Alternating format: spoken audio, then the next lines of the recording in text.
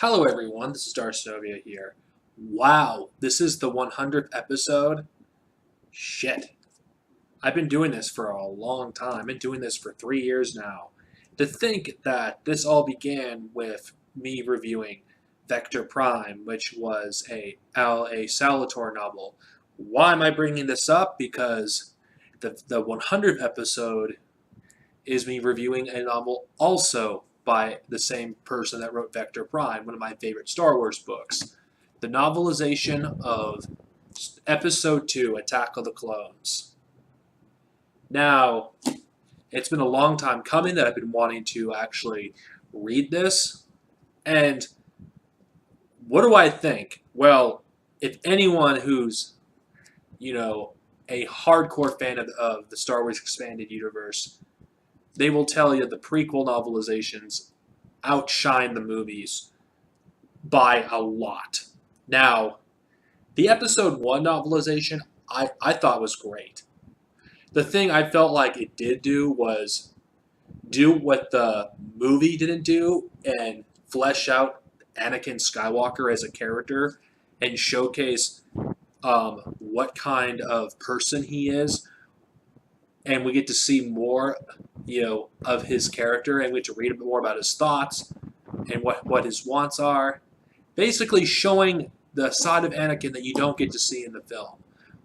That's what Episode 1 did for Anakin Skywalker. Now, what does the Episode 2 novelization do? Why am I bringing this up?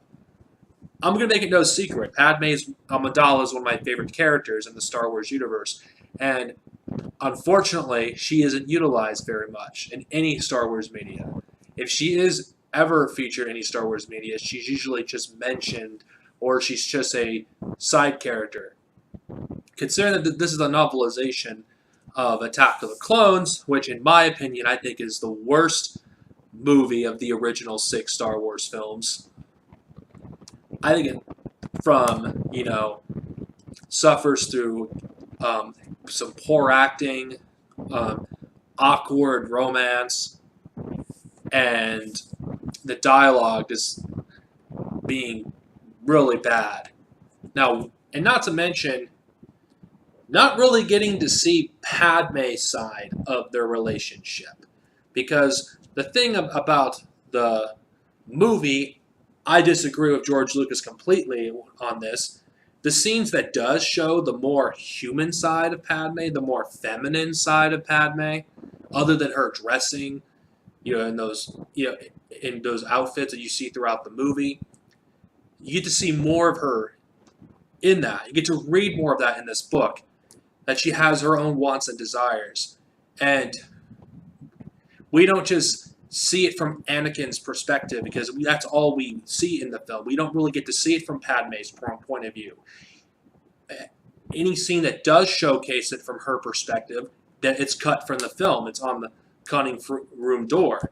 So if you are like scratching your heads, like, wait a minute, how could these people love each other when the movie itself doesn't really show that? I will defend The Phantom Menace, and I will defend Revenge of the Sith, but it's difficult for me to defend Attack of the Clones, and I'm talking about the movie.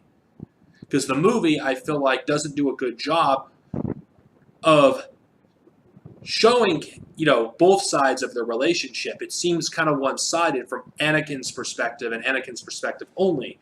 The benefit about this novel, and the novelizations in general, is you get to read what goes on in a character's head, so you get to know what's going on. And Padme, do various situations where Anakin, their interactions, all those chapters are from her perspective, so you get to read it, what's going on in her mind. And she isn't this, obsessed person that's obsessed with duty and it doesn't make room for love. This novel actually showcases that arc that she doesn't have in the movie. Her entire character arc in Attack of the Clones, in the novelization, is about her, accepting, she has her own wants and desires, that life isn't about, serving others. You have to care about your own happiness too. I think that's what Padme, comes to terms with. And I feel like this novel does a much better job with her character development than the movie. The movie, her character development is non-existent.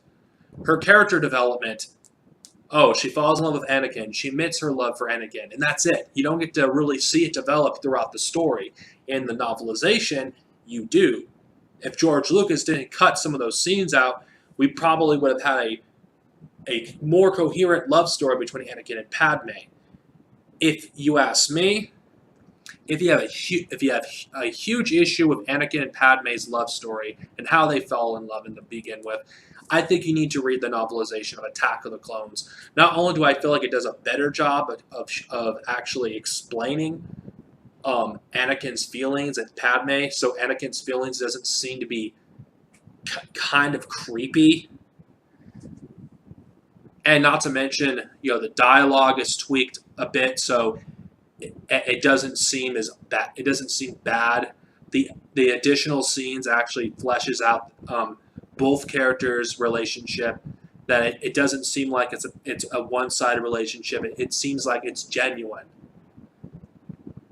And this is one of the few occasions where I think that George Lucas can't write fucking romance. And this is one occasion where I think the criticism for the the Attack of the Clones, the movie itself is justified and valid regarding the love story between Anakin and Padme. It doesn't have that chemistry that Han and Leia do in Empire Strikes Back.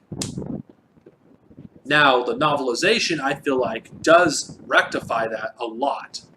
I can't imagine reading this back in the day. It's like, man, I can't wait to see this stuff on film, only to be disappointed that it's nothing like this. The novel in itself kind of feels like a different story in some ways from the movie. It's just so much different. At least in my eye, it feels just more. It feels like it's more coherent. It feels like it connects better than the movie does. And I feel like it has a tighter story because of R.A. Salvatore not having those cringeworthy lines that George Lucas added in the film, and not having the relationship between Anakin and Padme be, non-existent like it is in the movie. This is just my opinion. Don't take this the wrong way. I'm not bashing the prequels. I'm just saying that there's one aspect that I have a difficult time defending because I don't think that Episode 2, does a good job with developing perhaps one of the most important points in the Star Wars saga is the romance between Anakin and Padme. The reason I say this because without Anakin and Padme, you would not have Luke Skywalker and Princess Leia. And I think George Lucas should have taken a lot more care and perhaps had a different director and someone else to write the dialogue. Because there's a good story with Anakin and Padme in Attack of the Clones. In the novel, I feel like it's better to read than to watch. In my opinion, I think Attack of the Clones is one of the few occasions I recommend the novel over the movie. Because I feel like the novel actually does a better job developing Padme and Anakin better than the movie does. And I give this book a classic rating. I think it's worth your time. If you were disappointed with Attack of the Clones, I would pick it up because I feel like it's so much better than the movie in every single way possible. From the dialogue, it has a tighter story, and I feel like it adds a lot more to the Star Wars universe. The Phantom Menace novelization is not needed as much as this, in my opinion, considering this, in my opinion, the character of Padme, the romance between Anakin and Padme is not done very well in the movie itself. And I feel like this is the best way to experience that story due to the fact that George Lucas just cannot write love stories to save his life. I'm sorry, I love all the Star Wars movies, including Clones, but it's hard to defend the movie. This is Darcenovia over and out. Next time, well, we're going to primarily... Oh, fucking God. The Clone Wars timeline. God, kill me now. Just fucking kill me. Oh, the timeline makes no goddamn sense.